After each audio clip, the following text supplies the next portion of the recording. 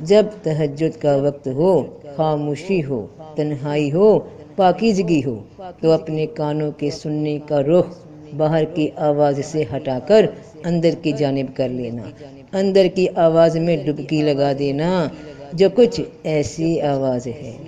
مچھلی بن کر سمندر میں کود جا کہ سمندر میں ہوا شامل ہے، اور باہر کی ہوا میں تیری، زمین کی ہوا میں تیری سانس کی ہوا میں سمندر چھپا ہے۔ بندے کی یہ خواہش ہے کہ اسے خیال کی زبان آ جائے، وہ بات کر سکے، اپنے خیال کا اثر پیدا کر سکے بنا بولے۔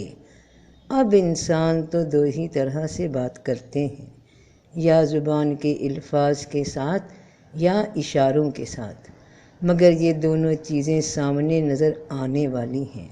کوئی غصے میں ہو تو اس کے امپریشنز بنا الفاظ کے نظر آتے ہیں کہ یہ انسان ایگریسو موڈ میں ہے، پھر زبان سے غصے کا اظہار کر دے، جھڑک دے، جملے بول دے تو بات تو بالکل ہی واضح ہو جاتی ہے۔ اب ایک زبان وہ ہے جو ہم میں جاری و ساری ہے۔ میں نے اس بات کی طرف پہلے بھی توجہ دلائی تھی کہ ٹیلی پیتھی خیال خوانی خیال کی زبان ہے، اپنی ذات سے شروع ہوتی ہے۔ اچھائی کا خیال آنا نیکی کی سوچ ہے، برائی کا خیال آنا گناہ کی سوچ ہے۔ یہ سوچ کہاں سے آتی ہے؟ اس پہ بات کرنے سے پہلے یہ سمجھ لیجئے کہ انسان ایک دوسرے کو دیکھ سکتے ہیں، نظر آنے والی مخلوق ہے، تو ان کی بات چیت بھی نظر آتی ہے، سنائی دیتی ہے، سمجھ میں آتی ہے۔ فرشتے اور جنات جس طرح انسان کو نظر نہیں آتے، ٹھیک اسی طرح ان کی آوازیں، ان کی زبان ہمیں نہ سنائی دیتی ہیں نہ دکھائی، مگر سمجھ میں آتی ہیں۔ یہ سمجھ میں آنا کیسے سمجھ آتا ہے؟ خیالی زبان ہے، نیک خیال فرشتوں کی جانب سے، اور جو انسان پہ فرشتہ مقرر ہے، اور گناہ کا خیال شیطان کی طرف سے آتا ہے، وہ جنات کی طرف سے آتا ہے جو انسان پہ مقرر ہے۔ ایک انسان مسلسل اپنے جن یا فرشتے سے ٹیلی پیتھی کے ذریعے بات کرتا ہے، اسے خیال دماغ میں محسوس ہوتا ہے، وہ پھر اپنے سے اپنے ہی دماغ کے اندر بات کرتا ہے۔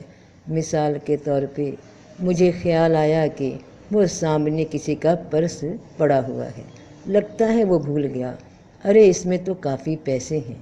اب آزمائش شروع ہو گئی، اندر شیطان اور فرشتے میں بحث ہو گئی۔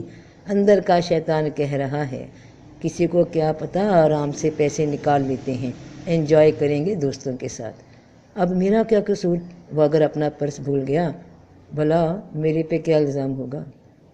اور پھر ایک سوچ نے اسے ریپلیس کیا، نہیں یار اچھا نہیں لگتا، انکل بیچارے پریشان ہوں گے، پتہ نہیں بھول گئے ہیں، ایویں کیا پتہ کسی ضرورت کے لیے پیسے رکھے ہوئے ہوں، گھر کی ضرورت ہوگی اوبویسلی، تو مجھے نا ان کو بتانا چاہیے، ابھی کتنا دور گئے ہوں گے گھر سے، چلو فون کرتے ہیں۔ یہ بات انسان کے اندر خیال بدل بدل کر آ رہی ہے، اور انسان سمجھ رہا ہے کہ وہ خود سے بات کر رہا ہے، مگر ایسا نہیں ہے۔ یہ خیال ٹیلی پیتھی ہو رہی ہے تمہارے ساتھ۔ اپنی ذات میں غور کیا کرو کہ کون بولتا ہے، اچھائی بول رہی ہے یا برائی؟ اب اسی کشمکش میں جو خیال پکا ہو گیا، جس پہ نیت بن گئی، اس پہ عمل ہو گیا اور اس نے اثر دکھا دیا۔ ہماری زندگی کی یہی مثال ہے کہ شے بنی بنائی اللہ کی زمین کی موجود ہے، اس کا ایک پہلو اچھا ہے اور دوسرا برا۔ اب کون سا پہلو تم چنو گے یہ تم پہ ڈیپینڈ ہے۔ تمہیں اختیار دیا گیا ہے صرف چننے کا، شے کو بنانے کا نہیں، نہ بادلوں کو بنانے کا، نہ زمین کو بنانے کا، اور نہ ہی کوئی اور اس طرح کی ذمہ داریاں تم پہ ہیں۔ تم پہ تمہاری ہی ذات کی ذمہ داری ہے۔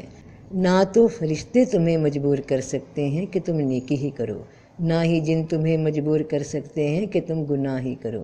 یہ آخری فیصلہ تم پہ چھوڑ دیا گیا ہے۔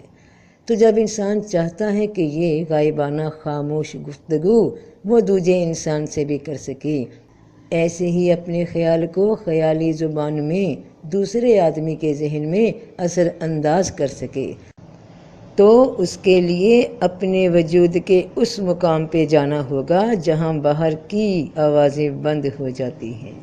تم ایک نہ نظر آنے والی، نہ سننے والی گفتگو کسی کو بھیجنا چاہتے ہو تو پھر تمہیں پہلے خود پہ پریکٹس کرنا ہوگی، اپنے نفس پہ، تب ہی تم دوسرے کے نفس کو سمجھ سکو گے۔ اس کے لیے دماغ کو، نظر کو خالی رکھنا پڑتا ہے، اس کے لیے دماغ کو، نظر کو خالی رکھنا پڑتا ہے، باہر کے مشاہدوں سے زیادہ وقت تنہائی میں گزارنا پڑتا ہے، خاموشی سے لگاؤ لگانا پڑتا ہے، تنہائی سے دل لگانا پڑتا ہے۔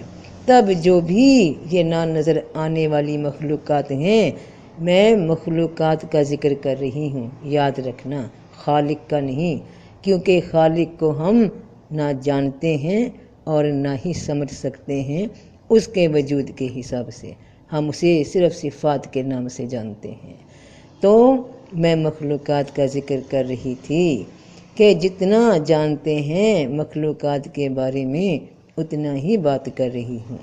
جب تہجد کا وقت ہو، خاموشی ہو، تنہائی ہو، پاکیزگی ہو، تو اپنے کانوں کے سننے کا رخ باہر کی آواز سے ہٹا کر اندر کی جانب کر لینا، اندر کی آواز میں ڈبکی لگا دینا، جو کچھ ایسی آواز ہے، مچھلی بن کر سمندر میں کود جا کہ سمندر میں ہوا شامل ہے، اور باہر کی ہوا میں، تیری زمین کی ہوا میں، تیری سانس کی ہوا میں سمندر چھپا ہے۔